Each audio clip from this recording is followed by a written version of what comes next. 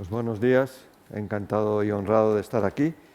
Pues en 10 minutos, si me permitís que os llame de tú, voy a presentar, intentar provocar un poquillo, si puedo, lo que va la discusión que vendrá después. No voy a limitarme a un resumen del documento que hemos hecho, sino a las preguntas que pueden surgir del mismo. Bueno, pues primero, ¿cuáles son los principios de actividad física? Pues yo creo que una perspectiva evolucionista es importante. Los seres humanos somos el único mamífero que ha evolucionado para tener una postura erguida bípeda. Somos los únicos que caminamos solo con dos extremidades. Y la razón para esto es que en la antigua África, y en África de ahora, pues posiblemente esta postura era la más eficiente para termorregular y para tener menos exposición al sol. O quizás porque, a diferencia de nuestros ancestros, como las hembras tenían que portar las crías, como animales nómadas, es mucho más eficiente hacerlo a 2 patas que a 4 patas. Pero tiene una implicación importante cuando nos hacemos mayores, que el equilibrio es un fenotipo, una cualidad física que hay que preservar a diferencia de otros mamíferos, porque cuando nos hacemos mayores, si perdemos el equilibrio, aumenta el riesgo de caídas. Bueno, esto seríamos nosotros, aunque ha habido algo, por supuesto, de presión de selección. Nuestro genoma no ha cambiado drásticamente desde hace 40.000 años, y hace 40.000 años, ¿qué esperaba la biología? ¿Cuál era nuestra biología? Pues ser cazadores, animales muy resistentes, no muy rápidos ni mucho menos, pero ser capaces de perseguir antílopes a la distancia, tenerlos siempre en el campo visual y con una capacidad de termorregulación tal que los llevábamos al golpe de calor y al final de una simple pedrada mataban al animal exhausto.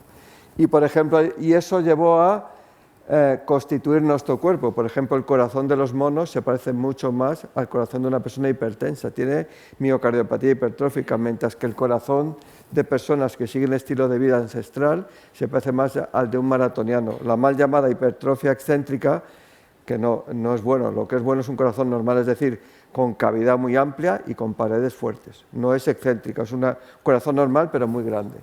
Y también otra cualidad, otro rasgo evolutivo es nuestra capacidad, bastante mayor que en otros mamíferos o en otros monos, de almacenar grasa, de tener un porcentaje de grasa corporal superior al 12%. Y esto es un problema porque si no nos movemos para lo que estamos diseñados muchas horas al día y si comemos mucho, pues tendemos a sobrepasar la capacidad de hipertrofia de nuestros adipocitos, del tejido subcutáneo y empieza a almacenarse la grasa en las vísceras, en la cavidad abdominal, que esto sí que es malo. La grasa subcutánea es neutra, no tiene ningún problema, podemos almacenar, ojalá, kilos y kilos de grasa, ahí no habría ningún problema, el problema es la grasa visceral. Pues estos somos nosotros, animales de resistencia, diseñados para movernos, y es muy importante tener en cuenta que nuestra ingesta está evolutivamente directamente ligada a hacer ejercicio.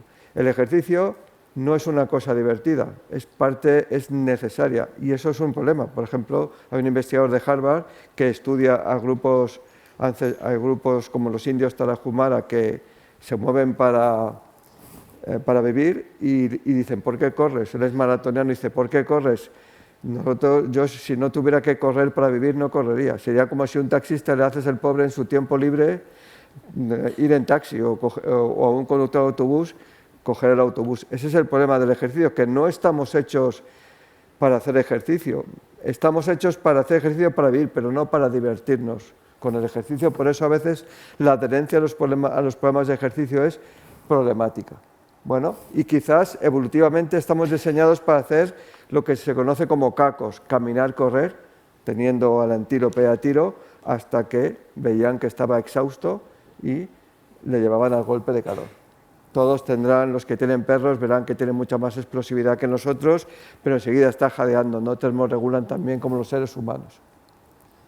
Y hemos evolucionado para ser, como digo, animales resistentes con muy poca potencia muscular, muy diferentes, por ejemplo, que el león mejor dicho la leona, porque la que caza es la leona, al león le molesta la melena, y que una capacidad de salto brutal, una tal potencia explosiva que es capaz de cazar animales 3 veces más voluminosos, por ejemplo, por la fortaleza que tiene en los músculos masticatorios, porque expresan todavía fibras tipo 2. De un bocado le desgarran la carótida al animal. Nosotros los seres humanos tenemos el gen de las fibras tipo 2, las más explosivas, silenciado. Lo expresamos un poco en las cuerdas vocales todavía, porque es importante para modular el timbre de la voz. Pero somos animales lentos. ¿Y qué ventaja tiene esto? Poco fuertes, poco explosivos, que es muy fácil mejorar nuestra fuerza muscular, porque es nuestra cualidad débil. Cuanto más débil tengas una cualidad física, más fácil es mejorarla, sobre todo en mayores. Pues bien, definiciones importantes. Hay que diferenciar entre ejercicio, que es una actividad programada con un fin de rendimiento, por ejemplo, perder peso o estar en forma para correr 10 kilómetros, y la actividad física, que es cualquier movimiento corporal y que es una filosofía de vida. Por ejemplo, coger las escaleras en vez del ascensor, o aparcar el coche más lejos para ir a la compra, o sacar el perro. Actividad moderada o vigorosa, que parece ser la clave, es toda aquella que requiere un gasto metabólico por lo menos 3 METs. Un MET es lo mínimo que necesitamos para estar vivo, con los brazos en cruz en la cama tumbados, ¿vale? Pues bien, caminar a buen ritmo sería entre 3 y 6 METs, y las recomendaciones de la OMS, que empiezan a ser, cuidado, exigentes, de 150 a 300 minutos, también son unas recomendaciones un poco polémicas. ¿Por qué 300 minutos o no 400? Yo creo que podrían haber ido más arriba. Y 2 o 3 días de ejercicio de fuerza, que esto es una adición importante. O sea que el que quiera seguir las recomendaciones de la OMS, pues tiene que dedicarle tiempo a la actividad física. En niños, como viene en el documento, 1 hora de juego activo. Yo me acuerdo de pequeño, yo era lo peor del mundo jugando al fútbol, pero jugaba al fútbol todas las tardes. Poníamos dos jerseys que era la portería. Bajaba hasta el día que murió Franco, me acuerdo. Me llamó mi amigo Ricardo, oye, que se ha muerto Franco. Pues fuimos a jugar al fútbol por la tarde, por la mañana. Pero es que ya no ves a niños haciendo actividad física en la calle, les ves en actividades extraescolares regladas. Pues bien, un robusto, y los niños también tendrían que hacer 2 o 3 días de ejercicio de fuerza, que esto es novedoso. Hasta hace poco se decía que sobre todo niños prepuberales no deberían de hacer fuerza, y no es verdad. Hay hipertrofia antes de la pubertad. Eso se descubrió con algo tan simple como jugadores de tenis, muy niños, que tenían más hipertrofiado el brazo que utilizaban. Y un indicador muy robusto de salud cardiovascular es el cardiorrespiratory fitness, que ideó no me acuerdo cómo ha dicho Fernando, N=1, pues un premio Nobel, el único premio Nobel en fisiología del ejercicio, A.V. Hill, que corría todas las mañanas en el University College London 1 hora y media. Y se hacía pruebas a sí mismo y se dio cuenta que llega un momento que, aunque corriese más rápido, su capacidad de consumir oxígeno no aumentaba. Y es se conoce como V2 Max, o en términos epidemiológicos, cardiorrespiratory fitness. Y hizo un descubrimiento, fue un visionario, porque lo que él descubrió cada década se ve que es más importante, que es un robusto indicador de salud, y habría que pasar de 8 METs, que curiosamente 8 METs es el equivalente a cacos, hacer jogging muy despacito, que es para lo que estamos diseñados biológicamente. Y yo creo que en adultos lo ideal sería tener 2 dígitos de METs. Lo único que no tiene riesgo de muerte es estar muerto, pero si tienes 10 o 11 METs, tu riesgo cardiovascular es muy cercano a 0. Pues eso, 8 METs sería equivalente a los cacos. Una pregunta muy importante y muy provocadora, y aquí yo discutiría con los cardiólogos, es que si existe un límite peligroso. Yo me acuerdo, una imagen vale más que 1000 palabras, bueno, esto no lo vi yo, pero tenemos mala suerte los que nos gusta el ejercicio exhaustivo. La primera vez que se retransmitió el Tour en directo en la tele, va y la palma un ciclista delante de todo el mundo, subiendo el Mont Ventoux. Primero le dio un mareo, le dijo al masajista, súbeme a la bici otra vez, tal era su determinación, lo subieron y se cayó y no se volvió a levantar. Es el único caso de muerte súbita cardíaca en el Tour, y llevaba una buena combinación de anfetaminas, tenía deshidratación y cafeína, que eso no ayuda, desde luego. Y bien, hemos hecho estudios para demostrar si existe un límite peligroso. Yo no me lo creo. Además, creo que es malo. Yo creo que lo peligroso es que la gente no cumple los límites mínimos. Y si hay un supuesto límite peligroso, ¿a quién implica? ¿El 0,1% de la población mundial o menos? Bueno, ahora para hablar de genética me gustaría hablar del padre de la genética, Claude Bouchard, con el que he tenido la suerte de colaborar, otro visionario, y también es el padre de la genética de la obesidad. Empezó haciendo estudios con gemelos hasta que en el año 2001, con la secuenciación del genoma humano, ya pudo ir a mapear genes. Y, por ejemplo, un curioso ejemplo sería los corredores del Cuerno del Este de África, que destacan tanto corriendo. Y hicimos un GWAS, yo estaba emocionado, un GWAS, y ahora con un GWAS no publican ni en la hoja parroquial, vamos, pero en aquel momento era la de Dios, el GWAS, y él dijo que fallamos miserablemente, no había ninguna variante genética relacionada con el rendimiento y de élite en deportes de resistencia, y estudiamos atletas de todos los continentes. Bueno, y lo que diferencia a los corredores de África es que iban corriendo al colegio de pequeños, mientras que aquí los niños están con la Play, y en África, en Kenia, en Etiopía, la única manera de salir de la pobreza es ser corredor. Y hay una motivación. Este hombre cifra la influencia de la genética en el cardiorrespiratory fitness o en la entrenabilidad de la mayoría de los rasgos deportivos en un 50%. Y el otro día montando en bici, que yo monto en bici, me preguntó un compañero, ¿qué influencia tiene la genética? Porque él es muy bueno y yo muy malo. Yo era el peor de mi clase en deporte, en todo. Un milagro de la genética porque era malo en resistencia y en fuerza. Y le dije un 50% y me dice, oye, pues no está mal, hay un 50% para mejorar con el entrenamiento. Pues es verdad, puedes ver el vaso medio lleno o medio vacío. Lo que pasa es que identificar los genes es complicado.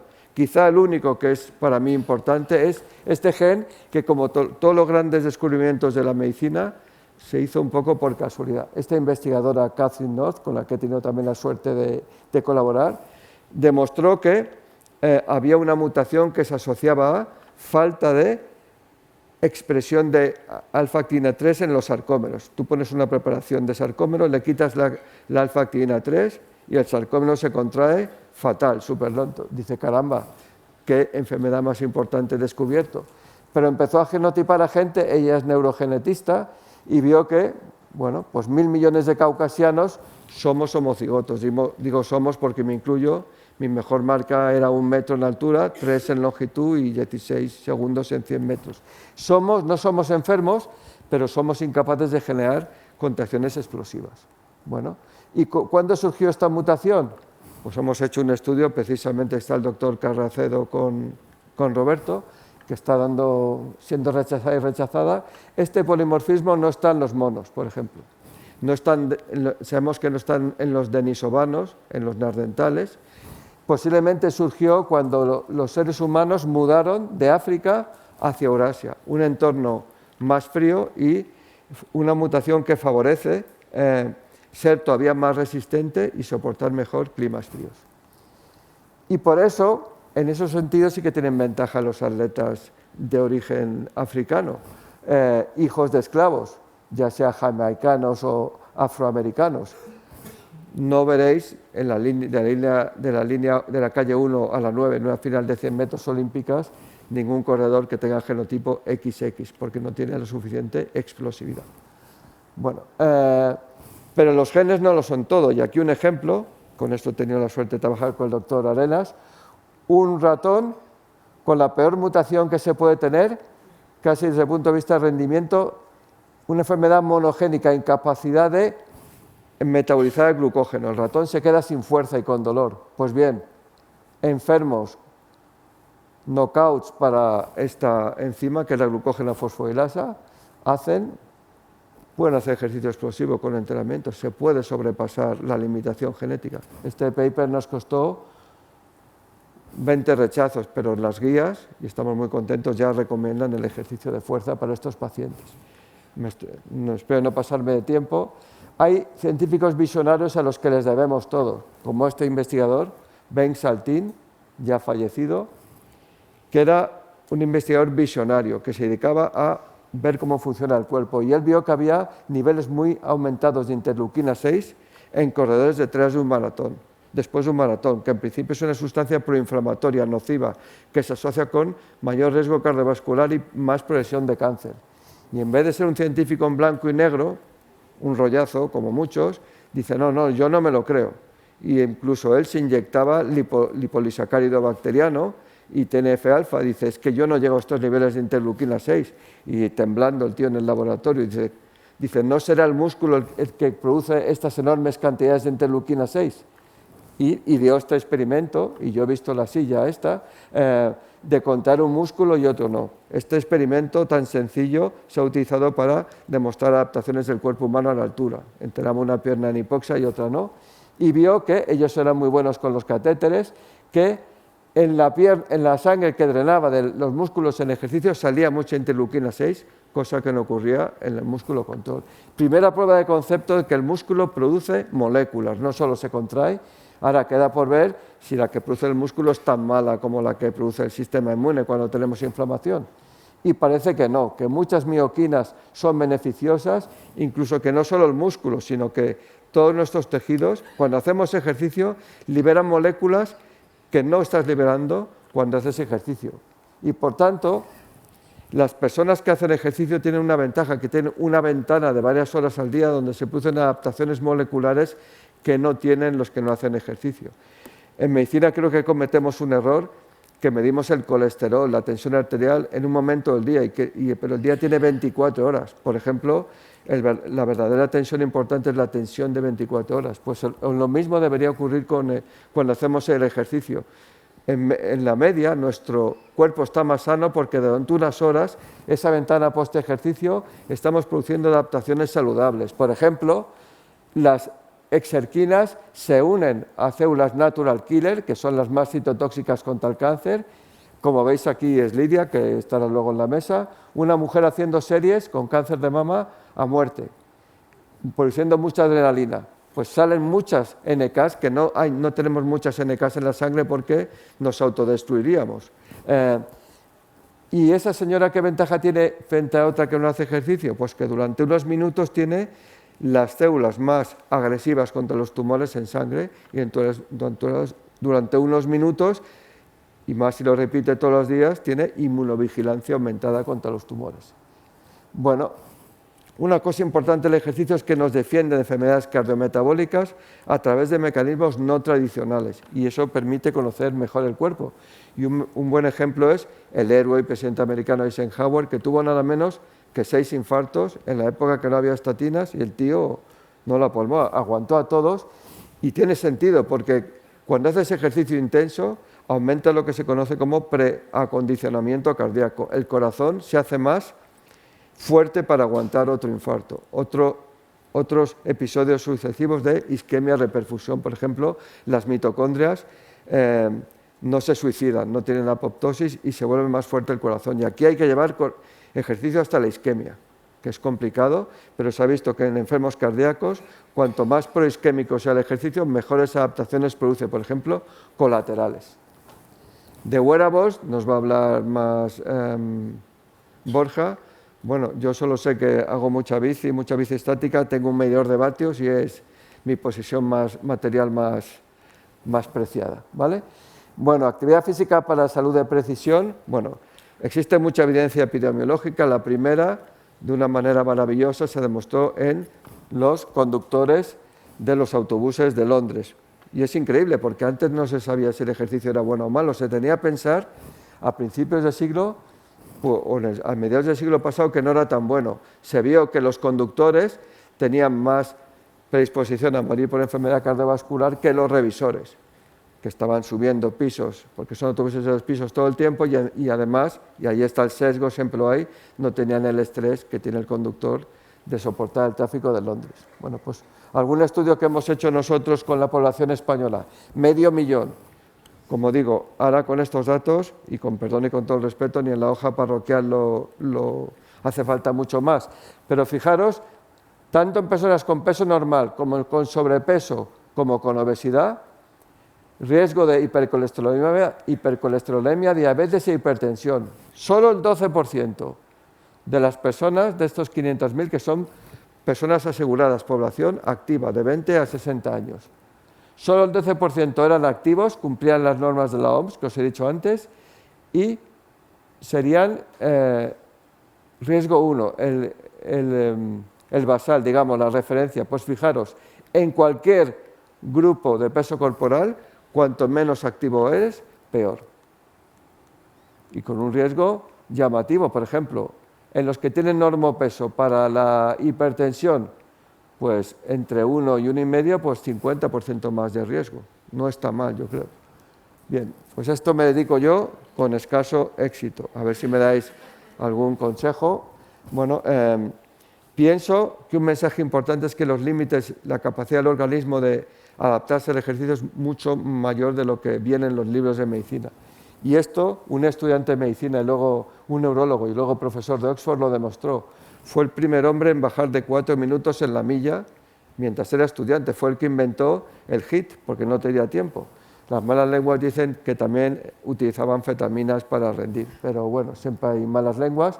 El caso es que una buena tarde bajó de 4 minutos y antes de eso decían que era imposible que un ser humano corriese la milla en menos de 4 minutos. Y fue a hacerlo él y el récord fue cayendo y cayendo y cayendo. Pues lo mismo se aplica a las personas y, por ejemplo, estamos contentos, lo acaban de aceptar, de haber publicado las normas del Colegio Americano de Medicina Deportiva para niños con cáncer, que ha tenido que pasar 1.000 editores, 1.000 paneles. Yo creo que iba a llegar a Donald Trump el documento en un momento. Digo, esto ya no hace falta más filtros, pero y una vez aceptado el artículo todavía lo quieren volver a ver. Pero importante que ejercicio de fuerza en niños con leucemia. Bueno, ya acabo. Tenemos la suerte de trabajar en los 4 hospitales de Madrid. Carmen lo lleva todo y veo ahí a Eva, Susana, Rodrigo y Joaquín, que están haciendo una labor maravillosa por estos niños. No puedo estar más agradecido. El ejercicio forma parte de las historias clínicas. Y por último, a mí yo estoy alucinando con los geroprotectores y todas esas cosas, como que hubiese proteger el envejecimiento, que el envejecimiento es lo que es lo mejor que nos puede pasar, no es ninguna enfermedad. Y en el New York Times salió que en el 2045, que en principio todavía me tocará estar aquí, nacerá el primer inmortal. Espero no vivir eso, y yo estoy de acuerdo con el soldado o Aquiles, el héroe griego, que decía que los dioses nos envidiaban porque nos morimos, que todo es más bello cuando es finito. Pues bien, hasta las personas más mayores, que nadie se acuerda de ellas, pues responden al ejercicio. Y ahí ven al Lidio otra vez, y cuando hacen ejercicio segregan exerquinas también. Son un modelo de estudio buenísimos porque tiene un sistema inmune único, porque han hecho algo increíble, que es escapar al cáncer, pero también a la autoinmunidad, lo cual es complicado porque son 2 patas que tiran cada una hacia su lado. Y también son personas que tienen inflamación crónica, que ahora el Colegio Americano de Cardiología reconoce como más importante que el colesterol en la patogenia de arteriosclerosis, pero se les refanfinfla la inflamación crónica. Ellos viven tan felices con inflamación crónica, tienen otras adaptaciones. Pues hay mucho, no sé si he ayudado en algo, pero mucho que hacer y ahora a la mesa.